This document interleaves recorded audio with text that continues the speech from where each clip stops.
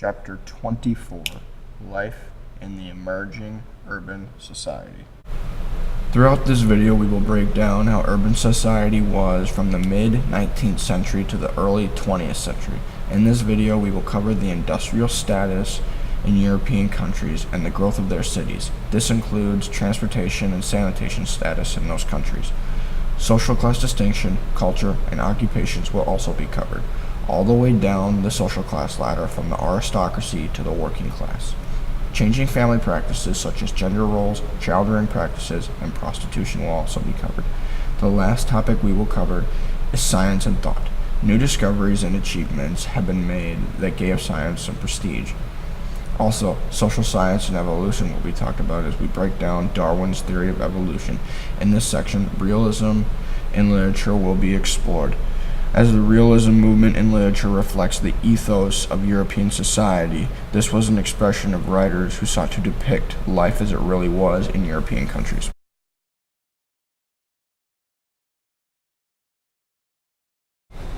Between the years 1850 and 1914, historians often disagree as to whether or not general lifestyle was improving. Some would argue that the rapid urbanization that led to increasing opportunity outweighed the deteriorating living conditions. Others maintain that the omnipresent slum-like living presented far greater miseries in the quality of life. Regardless of one's opinion, it cannot be denied that a great and rapid change occurred leading into the 20th century Europe.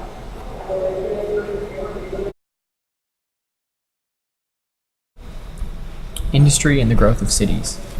European cities continued to be large commercial, political, and cultural hubs. Conversely, they continued to be congested, dirty, and increasingly unhealthy. The crowded, tightly packed walking cities created perfect conditions for the spread of disease. People continued to shift away from rural lifestyles and move into the cities. The prevailing poverty, lack of public transportation, medical knowledge, and overcrowding all presented large problems which were magnified by the Industrial Revolution. The greatest issue, however, was the population's ignorance in terms of sanitation.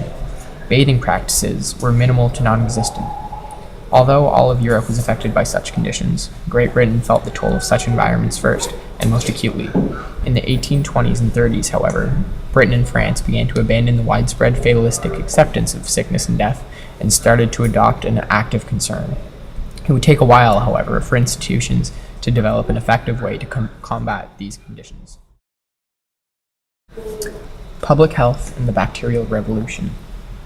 In 1842, Edwin Chadwick, commissioned by the British government to administer relief to the paupers under the Poor Laws of 1834, published his findings regarding the sanitary conditions of the proletariat. His research indicated the disease was overwhelmingly linked to filthy living conditions. He implemented a chief effective way of disposing excrement through a revised sewage system that would provide for all areas of town, as opposed to just the wealthy ones. Britain responded to Chadwick's report by implementing their first public health laws, which created a national health board and gave modern cities authority to build new sanitary systems. This movement spread not only throughout Europe, but also the United States.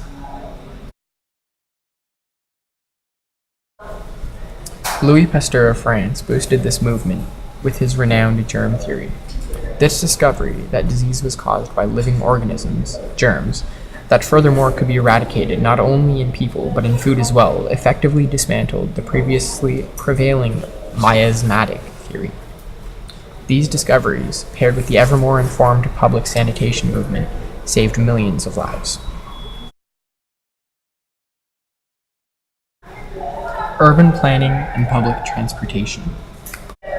In 1850, urban planning was revived and extended, most notably in France under Napoleon III.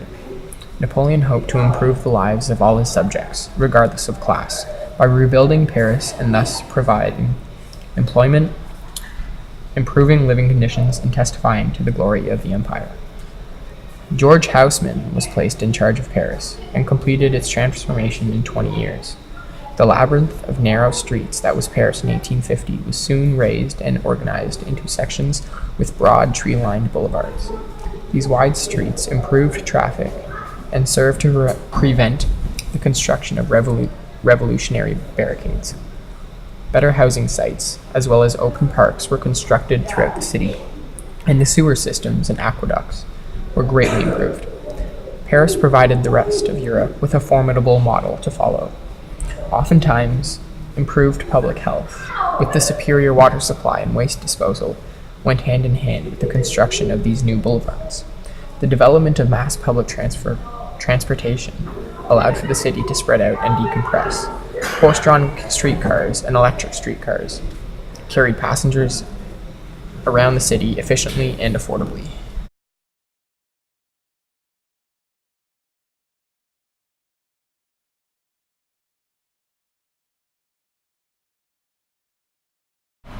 Social classes in the 19th and 20th centuries. Due to the Industrial Revolution, the standard of living and wages increased. However, this did not eliminate poverty. The income difference between the rich and poor was just as big as it always had been.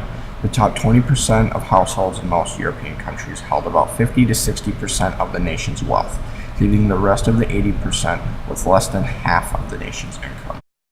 From the mid-19th century to the early 20th century, the social class ladder in Europe was firm. At the top of the social class ladder stood the aristocracy. In the middle of the social class ladder was the middle classes, composed of the upper, middle, and lower middle classes. At the bottom of the social class ladder was the working classes, composed of the highly skilled or the labor aristocracy, the semi-skilled, and the unskilled. The aristocracy and the upper middle class. The aristocracy and the upper middle class were mainly composed of the most successful business families. Some families were large-scale bankers, traders, or they were in big industry. After the fiasco in 1848, all traces of radicalism faded, and they started to adopt the ways of the aristocratic lifestyle because they wanted to retain power, prestige, and political influence. After the upper middle class started to adopt the ways of the aristocracy, the social class line between the aristocracy and the upper middle class became very vague. However, the social class line between the upper middle class and the rest of the classes below the upper middle class was very distinct. The number one indicator for class and wealth was the number of servants. The more servants you had, the more money and social prestige you had. They would also display their wealth much like we do today, with fancy jewelry and expensive stagecoaches. These expensive stagecoaches can be compared to high-end cars that wealthy people would drive today. The middle class. The only difference between the upper and middle class was the lack of great wealth in the middle class. Moderately successful industrialists, merchants, and professionals in law and medicine were main occupations in this category. The middle class was starting to gain importance due to the demand for working experts with specialized knowledge, and the most valuable of these specialists became professionals.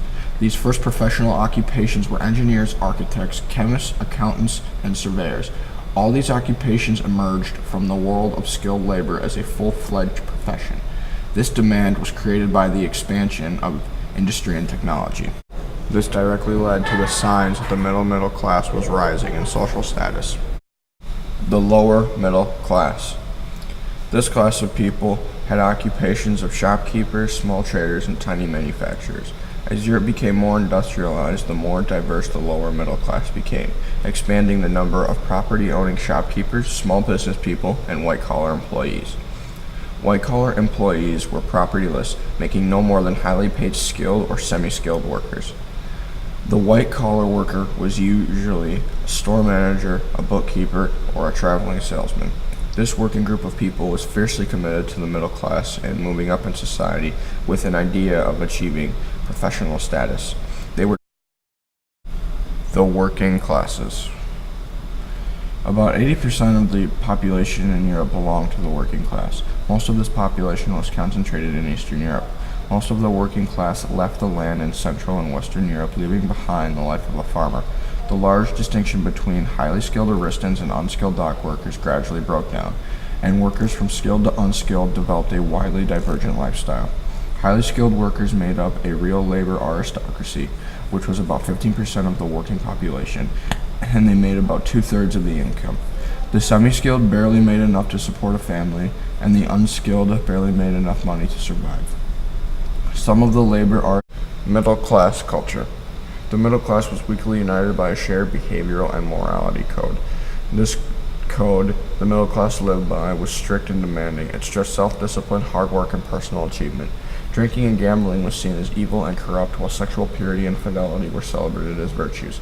Food and servants were the number one most bought commodities in Europe at this time.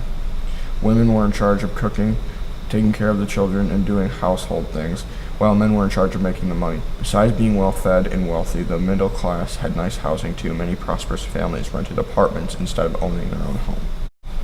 Working class culture. Drinking was the favorite activity of most working class members. As time passed from the mid-19th century to the early 20th century, drinking became more public and more socially acceptable among the working classes, being displayed in cafes and pubs where they would debate about political activities. Women taking part in this activity helped boost its acceptability among the working classes. Attending soccer games and races was popular, along with music and theater. There was a drastic decline in church attendance and church donations towards the end of the 19th century. This was because the construction of churches could not keep up with the rapid population growth, and as a result, there was more secular feelings among the working classes in the 20th century. The changing family. With the new urban age, many fundamental changes came about in the family life. Historians speculate that throughout the second half of the 19th century, the family had become much more stable. The role of women as well as child-rearing practices changed significantly. Additionally, adolescence became a distinct phase of life. These general transformations affected all social classes to varying extents. Premarital sex and marriage. By 1850, financial considerations and tradition seemed to have made way for romantic love when it came to marriage. Couples increasingly came from different cities and were often of the same age. Economic considerations appeared to remain relatively important in the middle class, as, particularly in France, dowries and marriage contracts remained customary. Consequently, young girls were discouraged from participating in premarital sex. Conversely, at the beginning of the 19th century, illegitimate conception was the norm. All over Europe, 1 in 3 children were born out of wedlock. This rising rate was reversed, however, in the second half of the century, as more and more often pregnancy of a young woman led to marriage. This reflected the gradual economic improvement, as well as the growing respectability of the working class.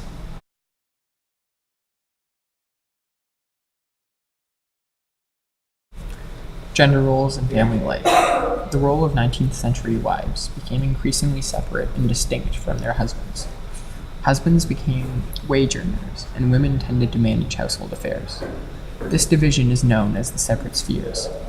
Women were, consequently, greatly discriminated if they decided to move into the man's world of employment. Furthermore, financial dependency resulted in inferior rights granted to women. A large feminist backlash resulted. However, it made only small and gradual advances. Conversely, women held all the power when it came to household-related decision-making. Additionally, the women's new role strengthened the importance of home and the bond among family members.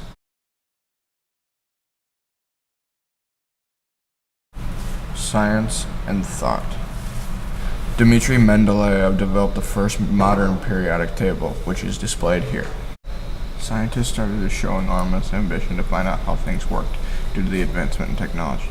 The first development of physics, also known as thermodynamics. This investigated the relationship between heat and mechanical energy.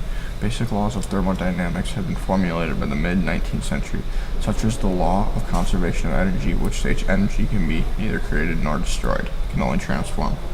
1830s onward, the new social sciences had access to massive amounts of social data the government was collecting, and from this they produced scientific theories which they could test. Auguste Comte was a disciple of the utopian socialist Saint Simon. He believed applying positive method, scientific method, his new practice of sociology would reveal the eternal laws of human relations. Charles Darwin concluded from the research he performed that all life had evolved from a common ancestral origin in an unending struggle for survival. This theory is summarized in his work On the Origins of Species by the Means of Natural Selection. Émile Zola was the biggest player in the realism movement literature. He was most famous for his seemingly animalistic view of the working class way of life.